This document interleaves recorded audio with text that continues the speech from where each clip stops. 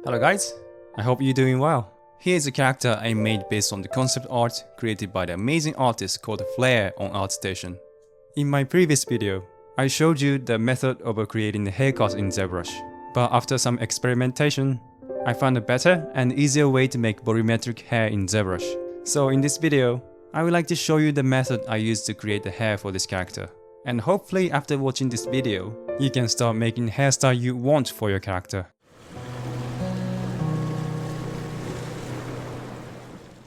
So the method I used in my previous video was basically to create IMM hairbrush to draw out the hair on the character's head and make UVs for the haircuts afterward. It works great, but it requires a tedious process of making UVs. However, the new method does not. It utilizes a pre-made correction of hair chunks and replace them on the character's head. It requires a bit of preparation in the beginning, but it gives you more control over everything and takes much less time to achieve the good result. These hair chunks are three-dimensional, which means you can look at them from any angle, therefore creating the volumetric feeling of the hair automatically when you place them on the character's head. So before you start making the hair texture, it's useful to make planning sheet for it. It doesn't need to look pretty, it just needs to tell you what type of hairstyles you need based on your reference images. This makes the entire process simpler, so you don't want to skip this. So what I have here is my hair texture planning sheet. I have space for the base layer, 3 for structural layers, 3 for breakup layers, 2 for flyaway layers, and the free space for extra hair texture I might need later. Using this plan sheet as a reference, you can make hair texture in your preferred program, for instance Blender, Maya, Zbrush, or in my case, Photoshop. Once you create the hair texture using the planning sheet, your next step is to prepare the hair texture and bring it into your favorite 3D package to make hair chunks. In my case, I use Blender.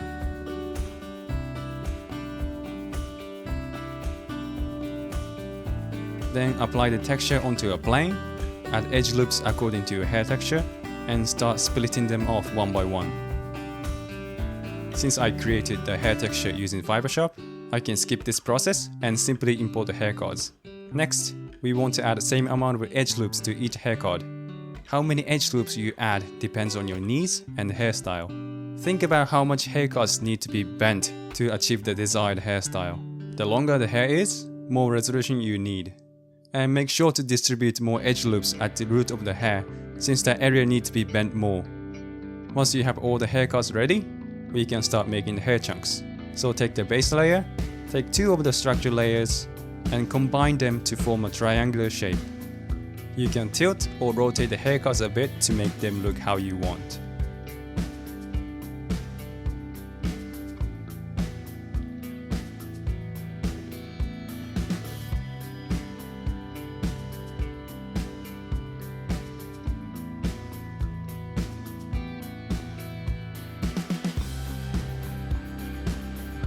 But after you make modifications, you want to ensure all the edges are aligned horizontally, as it is necessary to bend them uniformly.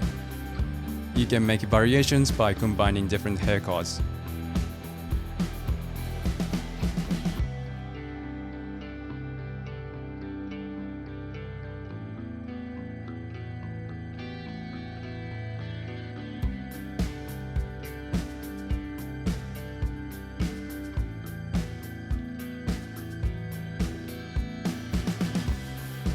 Next, we are going to make breakup hair chunks, so bring 3 of the breakup layers to the side and repeat the same process we just did. We will use this hair chunks to break up the base layer and add sense of depth, so make some variations and make them all look unique. For this hair chunk, you want to utilize negative space in the hair texture.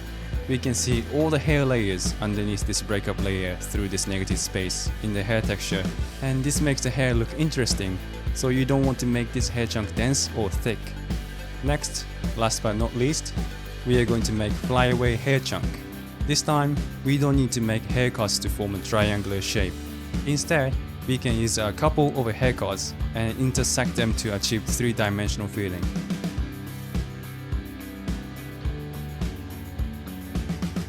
These are all the hair chunks I have made. I'm going to export these to Zbrush using the Go B add-on. This is a free add-on and it makes it possible to send assets between the Zbrush and Blender back and forth with the press of a single button. When you export haircuts to Zbrush, you need to apply hair texture to them to see the effect.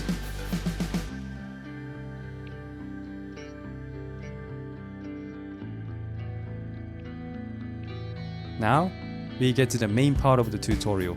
The way we lay down the hair chunks is by using bend curve modifiers. It has fewer features than a curve in a Blender, but I believe it has all we need and it's honestly easier to use. So first, select the base hair chunk, press W, click gear icon, and select the bend curve modifier. Now you can adjust the resolution of the curve and grab orange dot to start shaping the hair. If you have a hairstyle you want to make for your character, you don't need to follow what I do here. Instead, you can focus on the main shape of the hair you can find in your reference images and try to replicate them.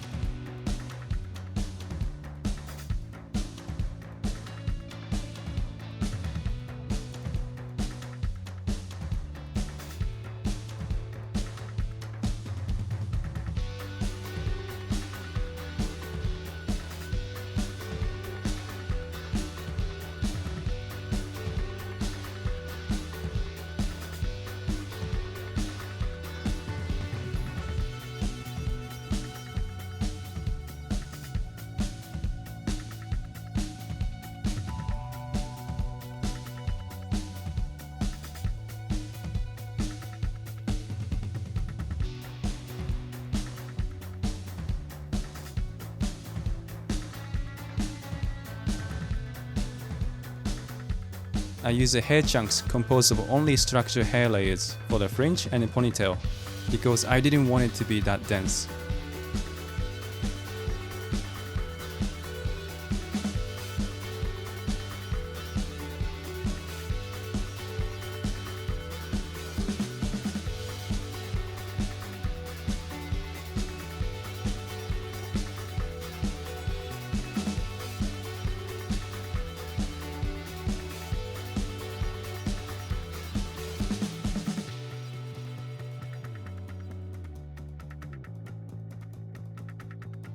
As you can see, this layer does almost all the work to add detail and a sense of depth to the hair.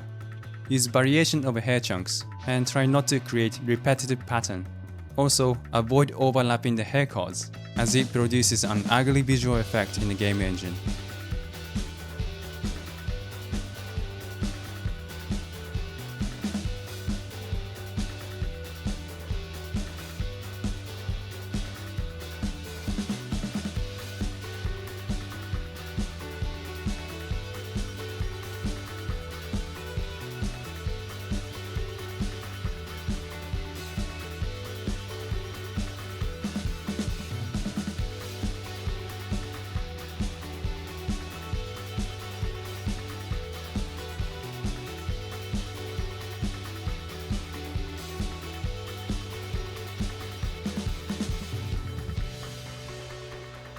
Let's move on to the flyaway layers.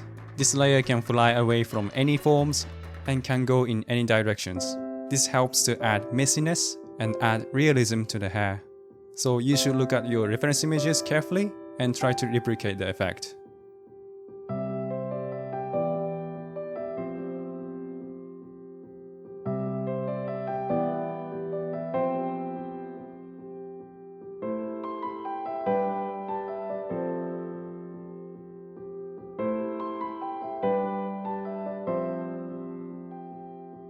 Once you have completed the hair modeling process, you can combine all the hair layers except flyaway layers and export them to your favorite game engine or rendering engine.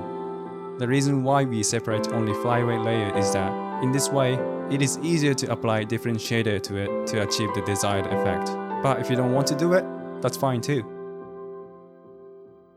Using this method, you can create any type of the hair in very efficient manner.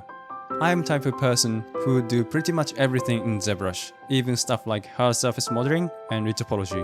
And this new hair modeling workflow allows me to stay inside the Zbrush to complete the hair, which previously I had to do in Blender. So I absolutely love this workflow, and for someone like me, it works almost perfectly. But anyway, that is all I have for this video. I hope you have learned something useful. which you can use in your project. If you have any questions, please don't hesitate to ask me in the comment section below. I hope to see you in the next video. So until then, see you later.